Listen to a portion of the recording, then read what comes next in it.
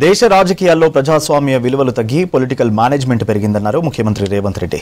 ప్రతిపక్షాల గొంతు విన్నప్పుడే ప్రజా సమస్యలు తెలుస్తాయని చెప్పారు.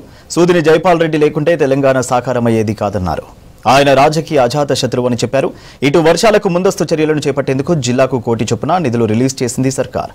మరో 790 పాఠశాలల్లో ప్రీ ప్రైమరీ స్కూల్ ఏర్పాటు చేయాలని విద్యాశాఖకు ఆదేశాలు జారీ చేసింది.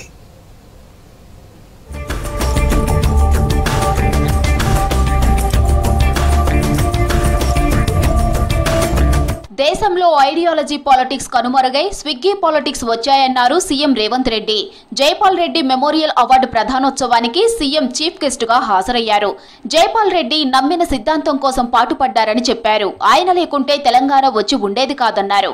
జైపాల్ రెడ్డికి ప్రతిపక్ష పార్టీలతో సిద్ధాంతపరమైన విభేదాలు మాత్రమే ఉండేవన్నారు రేవంత్. ఒకప్పుడు వారు ప్రత్యేక తెలంగాణకు వ్యతిరేకంగా ఉన్న మొదట్లో వారి విద్యార్థి రాజకీయాల నుంచి ప్రజా జీవితంలోకి వచ్చినప్పుడు తెలంగాణ రాష్ట్ర ఏర్పాటు ప్రక్రియలో వారు భాగస్వాములు కాకపోయినా ఈరోజు తెలంగాణ రాష్ట్రం ఏర్పాటులో జైపాల్ రెడ్డి గారి పాత్రను ఎవ్వరు తీయలేరు.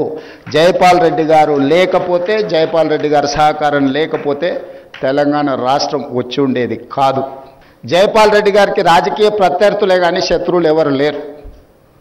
He doesn't have any enemies in politics. His only political opposition is there.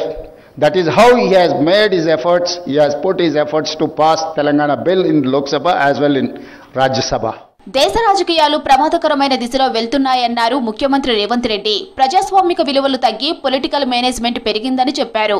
Parliament డెమోక్రసీని తాము విశ్వసిస్తున్నామని, తాను ముఖ్యమంత్రి అయ్యాక అసెంబ్లీ నుంచి ఏ ఒక్కరిని సస్పెండ్ చేయలేదన్నారు. ప్రతిపక్షాల గొంతు విన్నప్పుడే ప్రజా సమస్యలు తెలుస్తాయన్నారు రేవంత్. ఈ దేశం వేగంగా ప్రమాదం వైపు ప్రయాణం చేస్తుంది. ప్రజాస్వామిక విలువలు తగ్గి పొలిటికల్ మేనేజర్స్ ఎక్కువైపోయినరు. కార్యకర్తలు పోయినరు, వాలంటీర్స్ వచ్చిండ్రు. కార్యకర్తలు లేని రాజకీయాలు దేశ భవిష్యత్తుకు ప్రమాదకరంగా తయారవుతాయి.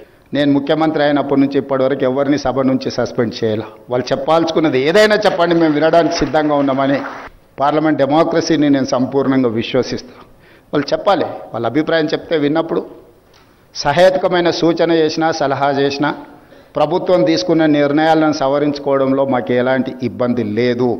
సవరించుకుంటే మెరుగైన పరిపాలన మేమే అందిస్తే అది తప్పకుండా మా గౌరవాన్ని పెంచుతుంది తప్ప మా గౌరవాన్ని తగ్గించదు. మొదటి జైపాల్ రెడ్డి డెమోక్రసీ అవార్డు ప్రముఖ ఆర్థిక నిపుణులు, విశ్లేషకులు మోహన్ గురుస్వామికి దక్కింది. గురుస్వామికి అవార్డు ప్రదానం చేసి శాలువాతో సత్కరించారు సీఎం రేవంత్ రెడ్డి.